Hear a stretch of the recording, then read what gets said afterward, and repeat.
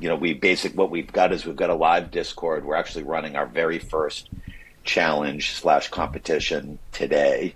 Ooh, And wow. there's a lot of buzz in the Discord about it. But nobody ever really knows how to. So I love how this is kind of your answer to that, right? Because we've always said on this podcast, you can't really fight technology. You're not going to win that fight. Because like when you go into Instagram or social media in general, there's a lot of buzz about like, is AI art even art, and is writing a prompt art? Welcome to Infinite Creative Podcast. My name is Fitz. This is And I'm Sean, guys, and we're joined today with Andy Sack, and he's here from Forum3, and he has a product to share with us that they've launched recently. But first, thanks, Andy, for coming on. Welcome.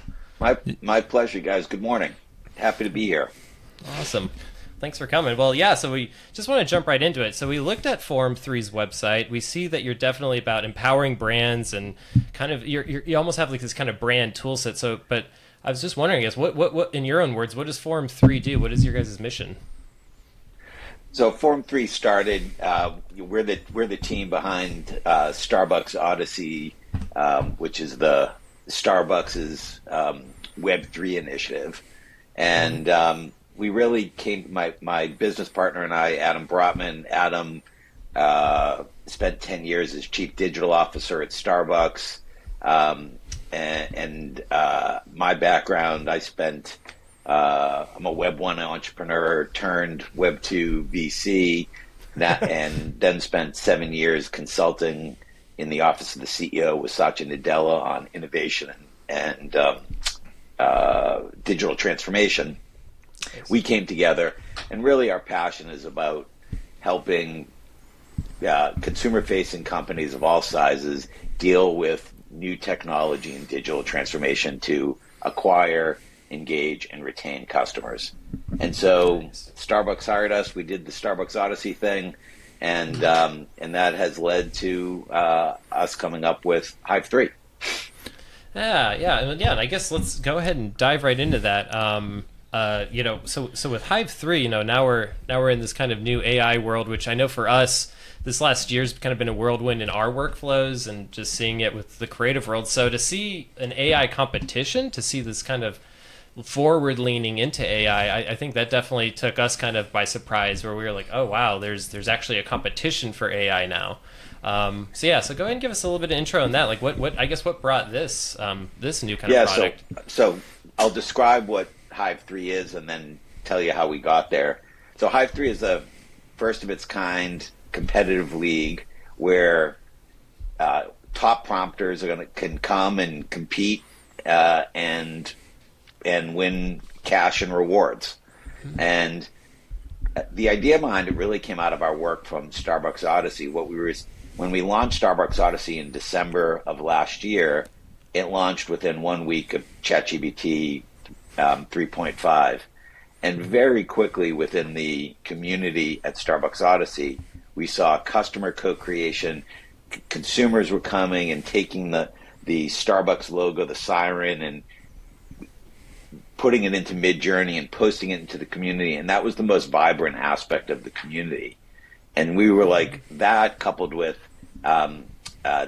the customer journeys, we're like, AI is going to be able to do all of this. And it was really in that community that we came up with the idea for Hive 3. And we're like, wouldn't it be cool to get the best prompters in the world, because we saw prompting as a new skill set and a new talent pool, much like from Web 1 days, the way engineers used to be in the amazing talent pool. We saw prompting and prompters as the talent pool. And so particularly prompters with strong design and creative skills, it really, from our perspective, unlocked amazing creativity. And so we were like, oh, let's set up a competition. We just thought it would be really cool. So cool. Yeah. So I have a question. So I think like we should explain, like, for the casual viewer who's not really into AI, what is prompting? Because I feel like this is like the future. It's like if you can write good prompts, it changes the game. So you have like some tips and like best practices? It's a good point, because I'm in the world where everybody knows what prompting is, but that is not the case. So prompting, these large language models, which, large language model, people may not even know what that is, but ChatGPT, people have probably heard of an OpenAI. They Yeah. launched ChatGPT 3.5 in December of last year, and that is a large language model, which is basically it is the thing that when people talk about AI, they generally are referring to large language models. And it's the first time that people could go to a screen and type in a question, and the computer would respond with a predictive engine, with a predictive set of words, some response. And if you, no matter what you ask, you can ask questions about astrology, you can ask questions about medicine, you can ask questions about sports. The answers you get are coherent, cogent, and it's like you're talking to a human being. And so it is artificial intelligence incarnate. And so immediately people are having the experience when going to this window, this text window, and their jaws are dropping. They're going, "Oh my goodness!" I mean, it's incredible. That experience of interacting with large language models or that text box, that is called prompting. And so, you can have a very simple prompt, and you can also have much more complex prompts. And so the skill of writing these more complex prompts to get the artificial intelligence to give you responses that you desire is the skill of prompting. Now, it's also important to note for those people who are novices that sometimes, and nobody really understands this, sometimes the large language models do something like what they call hallucinate, and they also can make up things, and that's really sometimes that's really neat, and sometimes that's really scary. They'll actually create references to books that don't exist, and so that's the text-based version. What Hive 3 is really all about, and what, for that matter, Forum3, we're really all about the image side of all of this, which is you actually text in, and you can create images that look like black and white photography, that look like new kinds of art, and you can create, an image is worth 1,000 words. You can create images very quickly within like 30 seconds or 15 seconds, and pretty much whatever your imagination can come up with.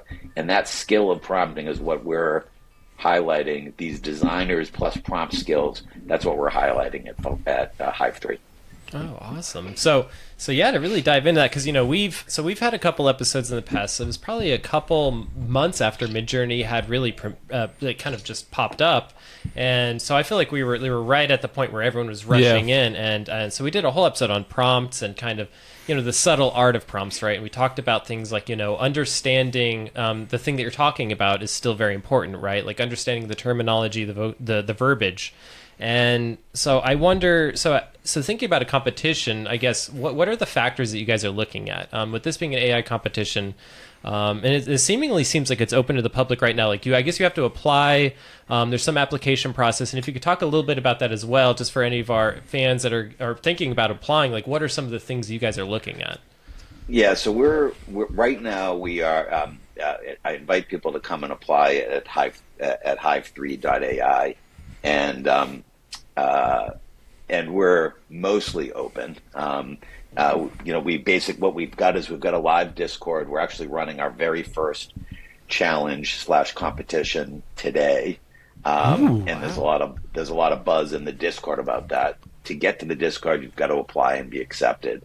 We're going to be launching the live site in October, and at that point, it'll be open to the public, and anybody can come and there'll be the league, which are people who we've recruited to be part of the league. But there are other people that are just going to come and be able to create on our interface, and we call them citizen creators, and they'll also be able to compete, and sometimes compete against the people in the league. So there'll be a whole bunch of those. It's worth noting that all of the competitions, or most of the competitions, will involve some brands will be sponsoring these competitions. And so really it's about the intersection of creative work for and with consumer brands that we're trying to highlight here. So I have a question. So it's kind of like a talent pool, like for sponsors, where they kind of can look out like who writes the best prompts, who gets the best results, kind of in a way. Yeah, very much so. There we go. It's very interesting. And we also think it's going to be really fun. Like a lot of times we think about a lot of the cooking shows that you see on TV. Let's cook something up. Yeah, 100 AI artists live in one house. Yeah, it kind of. I mean, some of the competitions may be like, oh, we want you to create a digital ad for this sneaker, but you have to use the term neon, or there'll be different kinds of challenges that will require the competitors to do different creative elements. Well, it's really cool. I mean, so I used to be an Adobe advocate in terms of like, I helped them organize events in Denver for a time. And it reminds me of the Adobe jams and things we would do at colleges, where we would have like two graphic designers go up on a stage.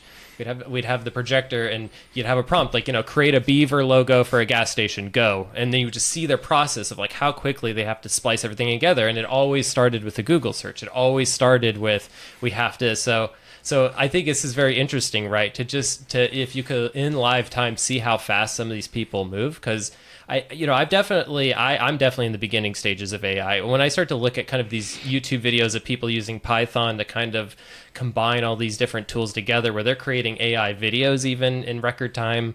I mean, that's correct. So like to see just how fast it's cool, where you're going to be right there, maybe with the camera pointed right at, who's the cutting edge people doing AI and how fast they can do something, create something amazing. We are actually, I mean, while sponsoring these challenges and competitions, we are also bringing a camera along with us, and that's what you described is the spirit and essence of what we are playing with, and we're in the very early stages, so we don't think we have it right, but we think we're gonna have a lot of fun doing it. So it's so cool. It reminds me of esports. Yeah, it is like AI is really the future. But on that note, I don't know. Like, there's every week a new tool coming out, and it's like there's like now you get like Midjourney version 4, 5, or whatever it is, and everything gets cranked out so fast. How is that played? Is it a volume game and you just pick and select the best photos that you submit, or how would you? What is the strategy you recommend for the artists for this? Well, ask the question again. Yeah, so there's a lot of like basically tools coming out where you get a lot of volume of like results. Like some versions with Midjourney, you get like 4 pictures. You recommend like for the participants to basically submit a lot of work, or just like one dedicated piece? Oh, meaning for Hive 3? Yeah. Yeah, exactly. Yeah. So for Hive 3, I think like there's when people submit, they actually need to submit their prompt and their workflow as well, and so that capability will be live in October.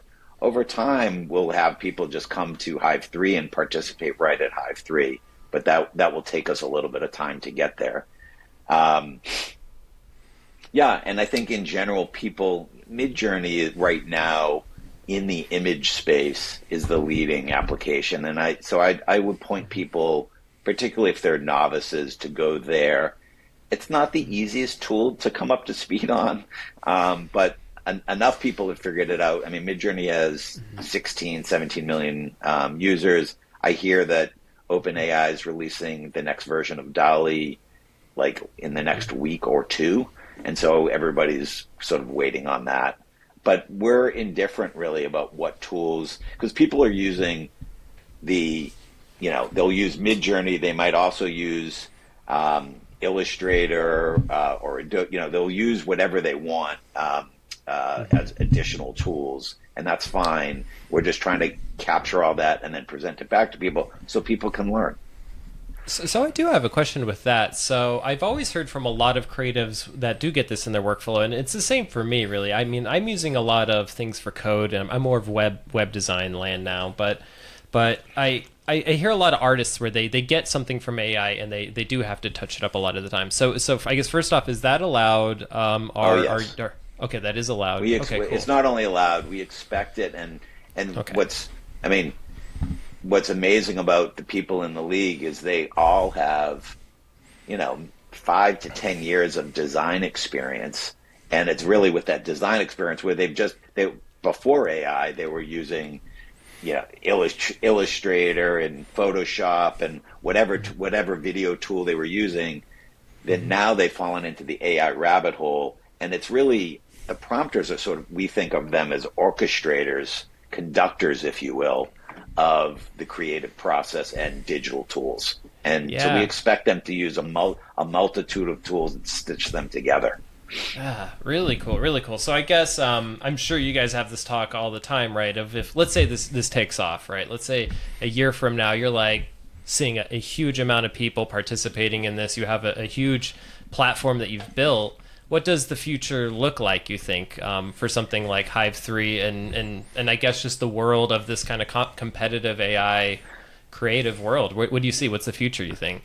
Let's start by saying it's impossible to predict the future. I have no idea what's going to happen today, let alone tomorrow. That said, what do we think about? I think what we're seeing designers and creators see the power in AI and have it be an unlock for really exponential, faster and better creativity. And we see that as totally affecting the design process and the way in which brands interact with creative elements and their consumers. And so we think it's fundamentally going to change the way in which business is done. And we also think it's going to fundamentally change the way creativity is done. So we're excited. Yeah. So I have kind of a question about like art and AI, because like when you go into Instagram or social media in general, there's a lot of buzz about like, is AI art even art, and is writing a prompt art? So there's like so much drama going on with like copyright and art right now. So what is your take on that in general? How do you define art? So I don't pretend to have a definition of art, but let me just say that I think that there are a number of AI, no question, is going to the genie is out of the bottle and is going to change our world faster than we know, even than I know, just because even I'm just trying to keep pace with what's going on in the space is impossible for any one person. Mm-hmm. What I'll say is that AI also raises a bunch of ethical issues, and intellectual property, copyright. Who owns what? These large language models are trained on the entire World Wide Web. They're trained on a whole set of images that haven't been licensed. Mm-hmm. And there's justifiable questions about, hey, WTF? Yeah. And governments around the world are starting to try and grok what's going on, but I don't really expect politicians or governments, but new regulations will come in. I think from Forum 3's perspective, we view those questions as super important. We don't pretend to have the answers, but we are committed to acting responsibly. So our mission statement is to responsibly unlock creativity with brands. For and with brands. And responsible is the first word in our thing. And both Adam and I have experience. Adam worked at Starbucks. I worked at Body Shop Digital. I think being a responsible business person, it's core in our DNA. I wish it were more core in other aspects of the world. And I think when it comes to AI, you have to be not only responsible, but careful, because it's the technology is super powerful. And I think that people have, those are tough questions. Like if you take a technology and it's trained on the World Wide Web, who owns that copyright? I don't know, but we will be developing a set of principles at Forum 3, and we'll be trying to look at the picture holistically with really holding up creators first, because I think it starts there. Yeah. Yeah, well, I love it. I mean, because I think it's the problem nobody really wants to solve right now. I feel like, right, that you hear about a lot of layoffs in Silicon Valley and the tech world at large. Even small businesses, I already, in my conversation with some of my clients, there's already talks of like, why hire a copywriter, why do these things, and so, but nobody ever really knows how to. So I love how this is kind of your answer to that, right? Because we've always said on this podcast, you can't really fight technology. You're not going to win that fight. So you really have to find a way. You can fight it. You'll lose that fight. Yeah. Exactly. But so with that being said, I guess how other than Hive 3, is there other things, I guess, that you're doing as well with Forum3? Is there other kind of operations you have? So Hive 3 is our consumer facing product. At Forum3, we have we actually just got contracted. We're going to be working on a book with Harvard Business Review about awesome. New technology, specifically AI, and how brands can use them to acquire and retain. So we have that book coming out. And we also have peer-to-peer community that we facilitate. Right now, it's all on Zoom, but we're going to be launching an online version. So if people are interested in that, they can ping me. Wow, very awesome. Yeah. So I have a question. So I'm all about like, what can the viewer take away? So how you stay up to date? You got like some tips, because like I see every week there's a new tool dropping, there's a new update, there's a game change. How do you stay up to date in the industry? I mean, there's a podcast, This Day in AI. I drive to work. It's a 15, 20-minute drive. I don't listen to it every day, but I listen to it often. There's This Day in AI, there's This Week in AI, and there's This Month in AI. So those three podcasts, I like that. Amount to a good source, and then just Twitter, now X, is a good source of information. Getting in with following the right people, you can you can keep up on current data. That's good. I like that. So I have another question. So I think one of the things that's really interesting about AI art, and I want to just see if you guys have had these kind of conversations. So for example, I'm a Dungeons and Dragons nerd, and so I ran a campaign, and I was like, well, what if we could have visuals for each part of this campaign, right? So, me and my old matte painting Photoshop days could never do that, could just produce all of these different characters for each of the scenes. And so I ran a whole campaign where I actually had a mobile monitor facing them, and they were actually able to see the scenes as we went through them. And that's just, I feel like, one niche, one kind of thing. Is there other niches that you guys have kind of looked at, like practications of AI, and thought like, maybe that's another thing to go after, or is that maybe part of the competition? I'm sorry, I didn't understand the question. Yeah, I got distracted by your story about Dungeons and Dragons. He just wants to play Dungeons and Dragons now. But no, but it's more like the practications of this, right? So like I used it for D&D for like this kind of specific thing, this kind of like, maybe let's say someone's also making, children's stories teaching the alphabet, and so they need that.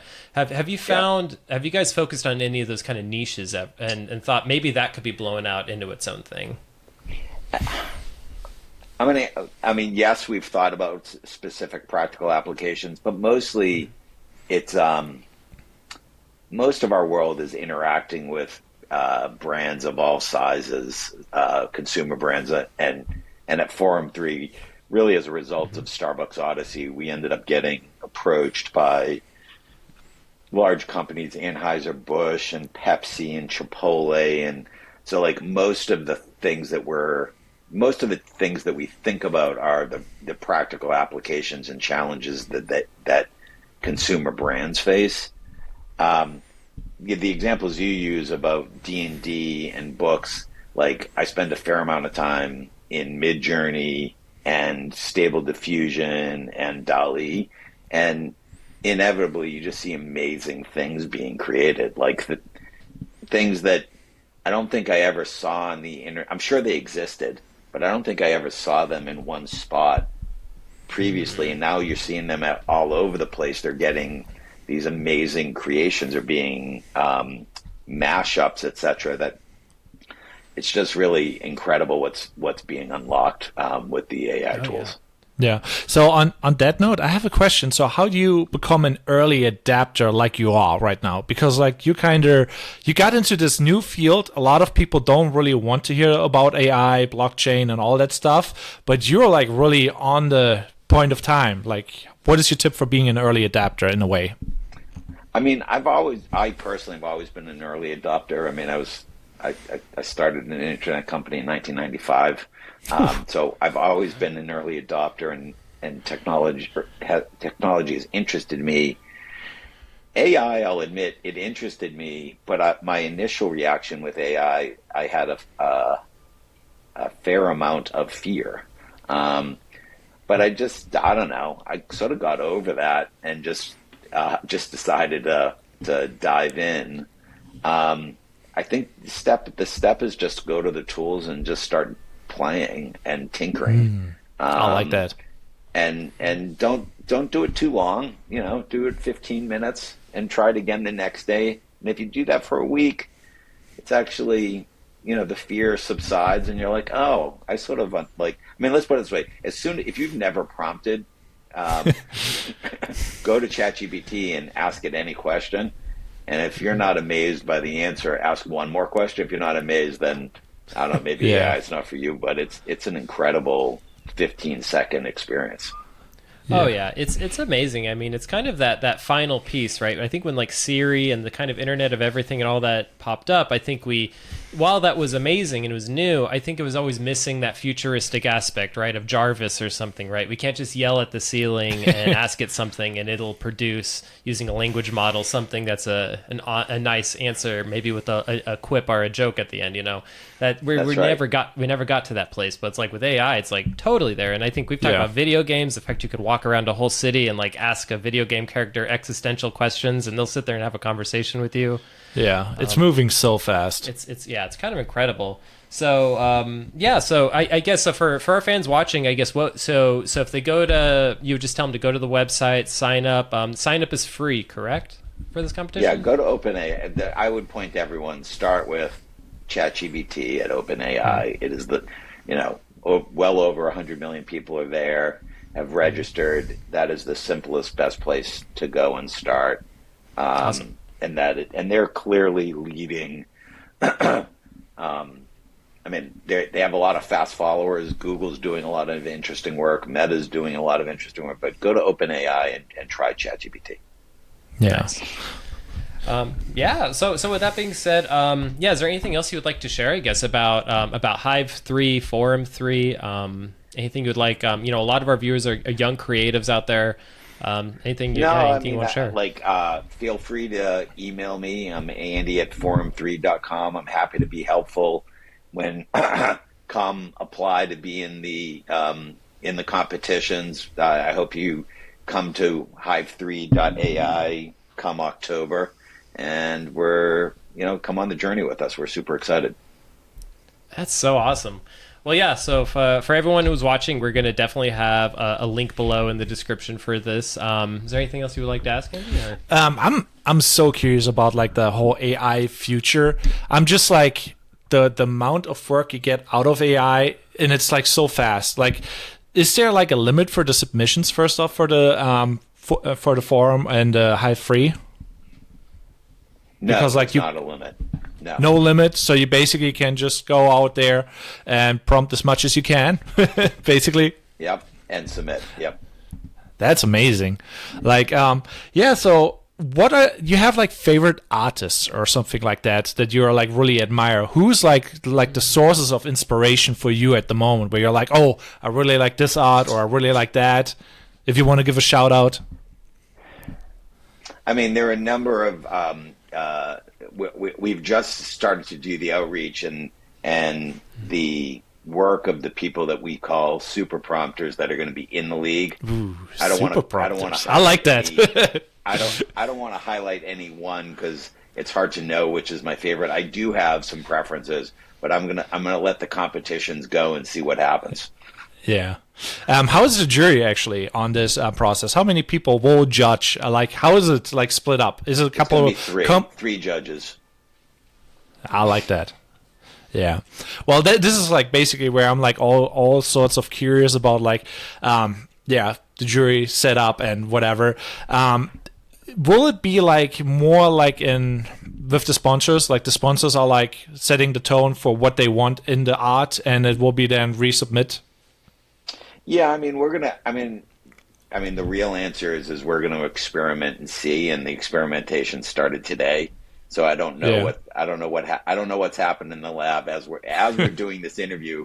The first challenge is happening, and so I think like the next Yeah. few months, it's going to be really exciting. Well, yeah. So since we caught you, which is awesome. Thank you for being here. Right as this is popping off, how does it feel? I guess that this is starting. Does this kind of feel like this is just the beginning of something much longer for you? Or I guess what's your feelings today as this is starting? Yeah. I mean, I can't predict. Like I said, I can't predict what's going to happen today. It feels the response that we've been getting from creators, from brands, from people. People are interested in this area and the idea of a competition and a creative competition. Just like you said, your comment about Adobe and people coming up and seeing how they create and what they create.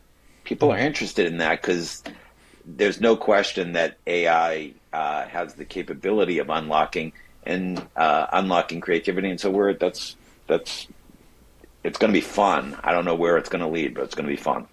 Yeah. Yeah, it definitely does sound fun. I'm definitely gonna check it out. I'm on the waiting list. I think I'm number 883 at the moment, but so I can't wait to get in there. Though it seems like it's going to be very interesting.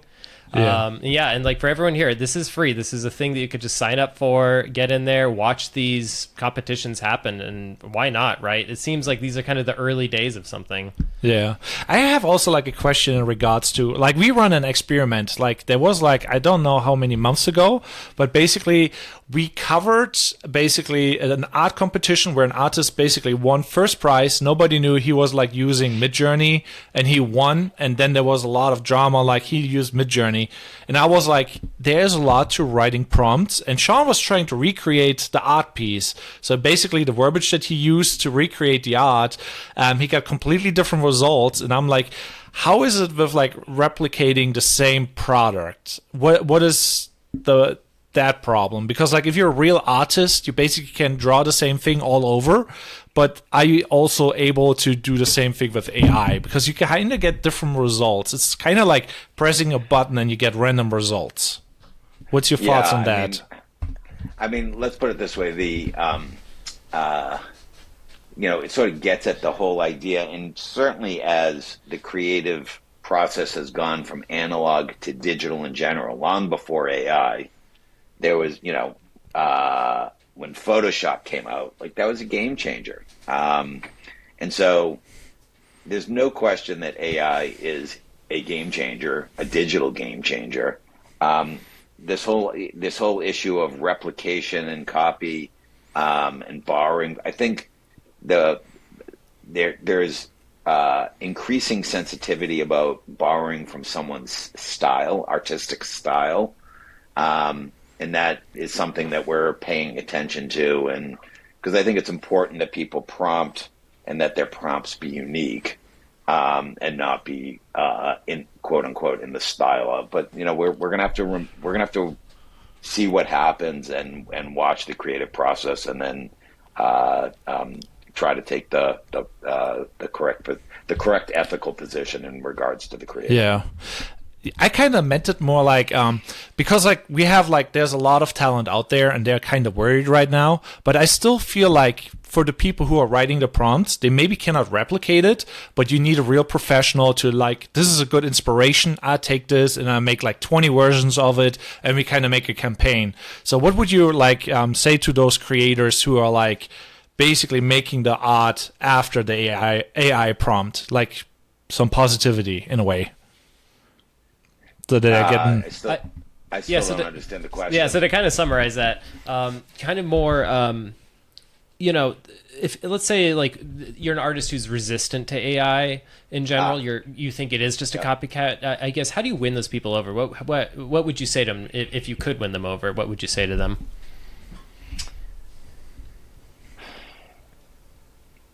I would say, look, like I think the first thing is I would say I understand I understand how you feel and your concerns, and there's legitimate reason to be concerned. Then I'd say the technology is not going away, so you can fight it and argue it, but it's unlikely you will win that argument. I'd be like, it might be worth a try, because I think if you take your creativity and start to use the tool, new things are being created, and new, even more amazing things are being created.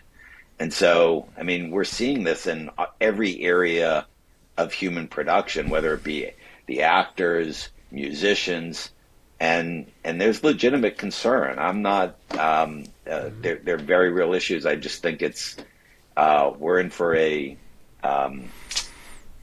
complex time as a society, and we're trying to at least highlight the sort of the fun and the positive elements of what can be done with the technology, rather than focusing on rather than focusing on the negative. Yeah. Well, no, and again, I actually really do. I love it, because, yet again, it's something that I think no one really wants to tackle that question. And I think a lot of people's answer to it, is regulation, put up blocks, make the AI not be able to be as good. We've even talked about how in SEO you can stop bots from crawling certain pages. So can you do that with AI? And it's all about limitation. So I like that your guys' answer to this was not to limit it, not to limit people's use of the AI, but really to be like, hey, can we make this a fun thing? Like, does this have to just be an upsetting force? Can it also maybe be something that's also enjoyable? So I think we're coming with a focus on fun and a healthy dose of, we're going to do our best to be responsible and tackle some of these ethical issues and do our best there. So yeah, that's so awesome. This is so great. Well, thanks, Andy. We'll let you go. We know you're super busy. Thanks so much, guys. Really, I thoroughly enjoyed the conversation. It's great to meet both of you, and look forward to having you in the competitions. Oh yeah, definitely. Yeah. We'll definitely be watching. So yeah, thank you again, man. Yeah, thank you for being on. Great. Of course. Take care, guys. Yeah. Take care. Have a good one. So what is now my question that I actually had is like, what are the jobs that come after AI? So that's what I meant. Like, obviously you can write a prompt, and when you write the prompt, you get a result. But what do you do with that result? And that's what I mean.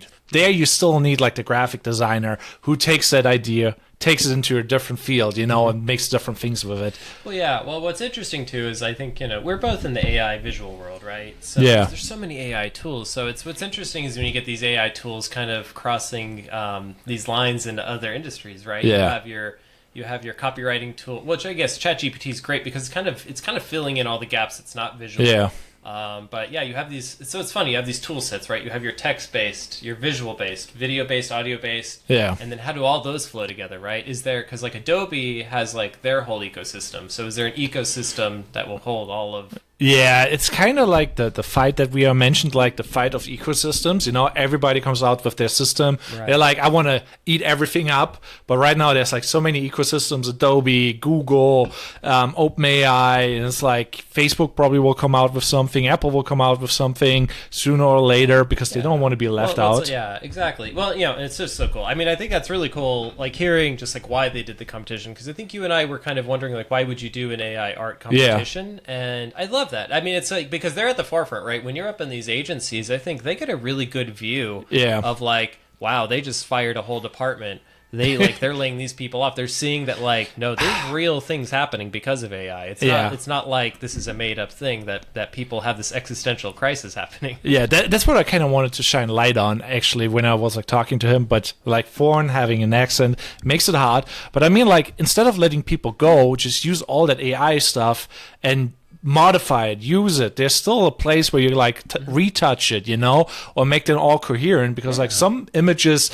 are not you cannot replicate them easy with a prompt, like unless you have a prompt of like 20, 30 pages that describes everything in an ultra detailed way so that everything is coherent. But right. Yeah. Well, yeah. Well, I love that. He talked about, I forgot what the term was. It was like chaos, or there was like chaos AI or whatever. Like it was like the random kind of AI weirdness that happens, and how sometimes that can be like a happy little accident. Really, it made me think of Bob Ross like painting, and the This AI, is no tree. The AI made a weird eyeball in the tree, and you're like, actually, that's kind of cool. It's a happy little eyeball in the tree. So because we found that, right, when we did our stuff, we would look, we would put something up, and like it would just, there was weirdness in it that we didn't really add in. So there's like something there that we still don't control all of. So in the artist world, this will get a little artsy fartsy, but when you paint, there's a point where if something happens, like the paint like slides in a certain way, or something happens, that you kind of say that's the painting being the painting. The painting is coming out of the universe. It's not all me. I can't just make it all. So I kind of have to let the painting. So I almost wonder if there's something to that with AI, right? We have to kind of release a little bit of control to AI a little bit. Yeah. The other thing that I was like kind of interested is like, what are the actual jobs afterwards? Because obviously there's like people who will write the prompts and will become really good at prompting. But then I'm like imagining there's probably a new job for graphic designers in a way where it's like, oh yeah, I'll just use like all the ideas that I got out of this and make like X, Y, and Z with it. And there's maybe something new popping up that we are unaware of, but there's probably opportunity out there. And this is like where you kind of have to look out, like what can you actually do with AI, and where's the middleman that you can be. Right. Well, and I think it's a tool in the tool chest. I've always said that. Like it's and I think today Andy kind of spoke to that as well, right? Photoshop is a tool, right? It's all these, and Photoshop made a lot of people angry when it came out. Yeah.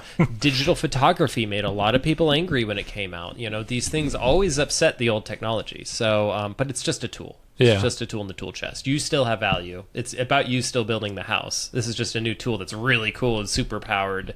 Yeah. But yeah. So I'm like very passionate about the AI stuff. Yeah. Like, like, oh, we're talking about AI again. Sorry, guys. But yeah, Mid-Journey, ChatGPT 3 and 4, soon to be 5. You got to jump on it and prompt as much as possible. Like how many prompts you write a week now? What do you think? Prompts that I write a week, that's a very good question. I've said on the podcast I use it a lot for web design now, mostly some copywriting. I don't know. That's a good question. I would say I'm probably hitting about maybe 30 prompts a week, sometimes 20 to 30. Yeah. I have a friend where he's learning development and stuff. We'll probably have him on the podcast, and I think he's admitted to using, ChatGPT. He has GPT-4. He actually pays for it, and he hits the max almost every month. He says he uses all of the allotted space. So that is actually a good metric. I really dig that, because like I think like you will get better with volume. So like the better you can write prompts, and there's like a big difference. Like a 20 sentence whatever versus like 50. It's like how good can you describe something, what words what words you use to be like really just direct and concrete. But it's like, you got to practice. Like that's for the viewers out there, like write as many prompts as you can, get really good at it. And there's also like courses now that I'm seeing popping up, like how to prompt, where 100%. I'm like 100%. Yeah, very interesting, right? I mean, so I think, where are we going from here? I think most people, like Andy said, even if you hate these technologies, you should use them. You should understand them, and you shouldn't be super resistant to them. It's about us overcoming it, right? So like if we feel like we're down here and we're now in competitive nature with all of these different tools, then elevate yourself above that. Can you somehow then have value above the AI? Because the thing is it still takes your fingers, or it takes someone speaking into an AI for it to kind of come up with something. So if you're not saying the right things, it's not going to give the right results. So you still need to have this. You still need to have some knowledge. I'm struggling with that, like being foreign, and I'm just like, oh, I have that cool question, and like he's like does not know that I'm foreign, probably hear the accent, and I don't communicate the question right. I don't get a good answer. Life is a big prompt sometimes, It's very interesting. It's interesting you bring that up. Yeah, I mean, like, I've run into that with teams all the time, or even new clients, right? When we have a kickoff meeting, it for people that aren't even a little bit nervous about kickoff meetings, you're kind of doing it wrong. You should be a little nervous because pushing the limits. If you don't do the good prompts at the beginning of a project, the rest of the project's going to be bumpy. So it's like that kickoff meeting is the prompts. That's like me, like, all right, let's figure out where we're at. What is the thing? It's like when you type the bullet list into ChatGPT. That's what I'm the ChatGPT. I'm like, okay, so this and that, and you're in charge. All right, and the budget, and you expect that. Oh, and your wife somehow has a say in this. Okay, and, you have to know those things. Nepotism, the best thing in the world. That's a whole other episode. Yeah. But yeah, for everyone out there, thank you for watching us. We have a lot more guests coming. We're really taking off on Spotify. Also, gotta shout out the mugs. Go to infinitecreativepodcast.com. Buy the mugs. They're very creative. It's a good way to support us, support the podcast. But yeah, other than that, stay tuned. Like and subscribe. We love you guys. Yeah. So see you in another one. Yeah. See you guys.